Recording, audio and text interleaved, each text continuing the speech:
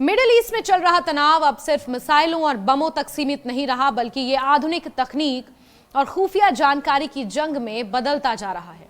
हाल ही में जो खबरें सामने आई हैं, उन्होंने इस संघर्ष को और ज्यादा खतरनाक बना दिया है। कहा जा रहा है कि रशिया अब ईरान की आंख बन गया है और उसे ऐसी जानकारी दे रहा है जिससे वो अपने दुश्मनों पर बेहद सटीक हमले कर पा रहा है। अगर इसे आसानी से समझने की कोशिश करें तो आज के समय में युद्ध सिर्फ ताकत या हथियारों से नहीं जीता जाता, बल्कि जानकारी से जीता जाता है। जिसे दुश्मन की सही लोकेशन पता हो, वो कम संसाधनों में भी बड़ा नुकसान पहुंचा सकता है। यही वजह है कि सैटेलाइट और रियल टाइम डेटा आज की जंग में सबसे बड़ी ताकत बन चुके हैं। रिपोर्ट्स के मुताबिक रशिया अपने सैटेलाइट नेटवर्क के जरिए ईरान को अमेरिकी युद्धपोतों और सैन्य विमानों की सटीक जानकारी दे रहा है। यानी समुद्र में कौन सा जहाज कहां है, किस दिशा में बढ़ रहा है, उसकी गति क्या है, ये सारी जानकारी ईरान तक पहुंचाई जा रही है और इसी वजह से ईरान के हमले इतने सटीक माने जा रहे हैं। यहां समझने वाली बात यह है कि सैटेलाइट इंटेलिजेंस कैसे काम करती है। धरती के ऊपर अंतरिक्ष में घूम रहे सैटेलाइट लगातार जमीन और समुद्र की तस्वीरें लेते रहते हैं। ये तस्वीरें सिर्फ फोटोज नहीं होती, बल्कि इनमें बहुत बारीक जानकारियां होती हैं, जैसे किसी जहाज की पहचान, उसकी चाल, यहां तक कि कभी-कभी उसके हथियार का अंदाजा भी लगाया जा सकता है। जब इस तरह की जानकारी किसी देश को रियल टाइम में मिलती है तो वो अपने मिसाइल या ड्रोन को उसी हिसाब से निर्देश दे सकते हैं। इससे हमला बेहद सटीक हो जाता है और बचाव करना मुश्किल। यही वजह है कि अब कहा जा रहा है कि ईरान के हमलों के पीछे सिर्फ उसकी ताकत नहीं, बल्कि रूस की जानकारी भी काम कर रही है।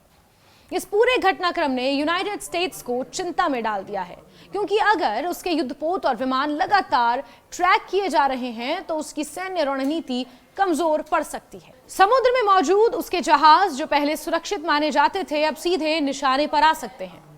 इसका असर इजराइल पर भी पड़ सकता है, क्योंकि वो भी इस संघर्ष का एक बड़ा पक्ष है। अगर ईरान को लगातार सटीक जानकारी मिलती रही तो उसके हमले और ज्यादा खतरनाक भी हो सकते हैं। अब सवाल उठता है कि रूस ऐसा क्यों कर रहा है। इसके पीछे सिर्फ एक कारण नहीं, बल्कि कई वजहें हैं।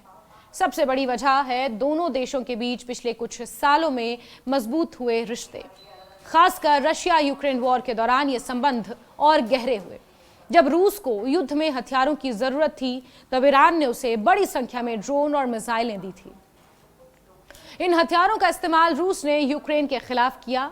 अब जब ईरान खुद एक बड़े संघर्ष में फंसा है तो माना जा रहा है कि रूस उसी एहसान को लौटा रहा है। हालांकि व्लादिमीर पुतिन ने सार्वजनिक तौर पर किसी भी तरह के सीधे सैन्य सहयोग से इनकार किया है, लेकिन कई रिपोर्ट्स ये संकेत दे रही हैं कि पर्दे के पीछे सहयोग लगातार जारी है। अंतर्राष्ट्रीय राजनीति में अक्सर ऐसा होता है कि देश खुलकर कुछ नहीं कहते, लेकिन अंदर ही अंदर अपनी रणनीति चलाते रहते हैं। इस पूरे मामले ने युद्ध के बदलते स्वरूप को भी सामने ला दिया है। पहले जहां युद्ध में सैनिक आमने सामने होते थे, अब वहां तकनीक और डेटा सबसे बड़ा हथियार बन चुके हैं।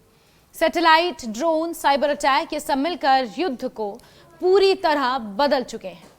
इस स्थिति का एक और दिलचस्प पहलू यह है कि अब यूनाइटेड स्टेट्स को भी अपनी रणनीति बदलनी पड़ रही है। रिपोर्ट्स के मुताबिक अमेरिका अब यूक्रेन से मदद लेने की सोच रहा है। इसकी वजह यह है कि यूक्रेन ने पिछले कुछ सालों में रूसी ड्रोन और मिसाइलों से निपटने का काफी अनुभव हासिल कर लिया है। यूक्रेन ने अपने ऊपर हो रहे हमलों के बीच कई नई तकनीकें और तरीके विकसित किए हैं जिससे वो ड्रोन को रोक सकता है। अब अमेरिका उसी अनुभव का इस्तेमाल ईरान के खिलाफ करना चाहता है। ये दिखाता है कि आज की दुनिया में युद्ध का ज्ञान और अनुभव भी एक तरह की मुद्रा बन गया है, जिससे देश एक दूसरे के साथ साझा कर सकते हैं। अब बात करें चाइना की, तो उसका रुख इस पूरे मामले में काफी संतुलित नजर आ रहा है। चीन सीधे तौर पर किसी युद्ध में शामिल नहीं होना चाहता, लेकिन वो अपने हितों को भी नजरअंदाज नहीं कर सकता। उसकी अर्थव्यवस्था काफी हद तक ऊर्जा आयात पर निर्भर है, खासकर ईरान के तेल पर।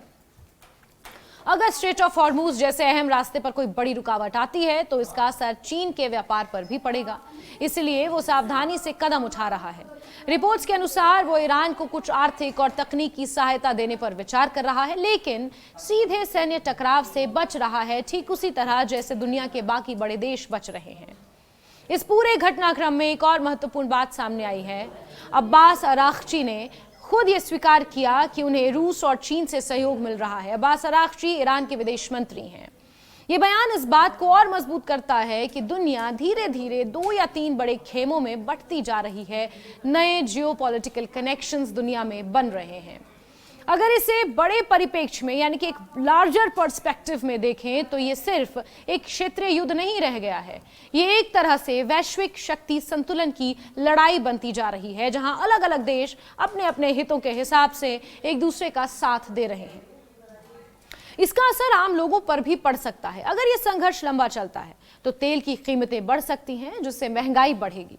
इसके अलावा वैश्विक व्यापार भी प्रभावित हो सकता है, जिससे कई देशों की अर्थव्यवस्था पर दबाव पड़ेगा। अंत में ये कहा जा सकता है कि रूस द्वारा ईरान को सैटेलाइट जानकारी देने की खबरें सिर्फ एक सैन्य सहयोग की कहानी नहीं है, बल्कि ये आधुनिक युद्ध के बदलते स्वरूप की झलक है। आज की जंग में जो जानकारी पर नियंत्रण रखता है वही सबसे ज्यादा ताकतवर होता है। आने वाले समय में यह देखना बेहद महत्वपूर्ण होगा कि राष्ट्रपति डोनाल्ड ट्रंप और अमेरिका इस चुनौती से कैसे निपटते हैं। क्या वो अपनी रणनीति बदलेंगे या फिर ये संघर्ष और बड़ा रूप लेगा? फिलहाल इतना साफ है कि दुनिया एक ऐसे दौर में प्रवेश कर चुकी है जहां युद्ध सिर्फ मैदान में नहीं बल्कि अंतरिक्ष और डेटा की दुनिया में भी लड़ा जा रहा है।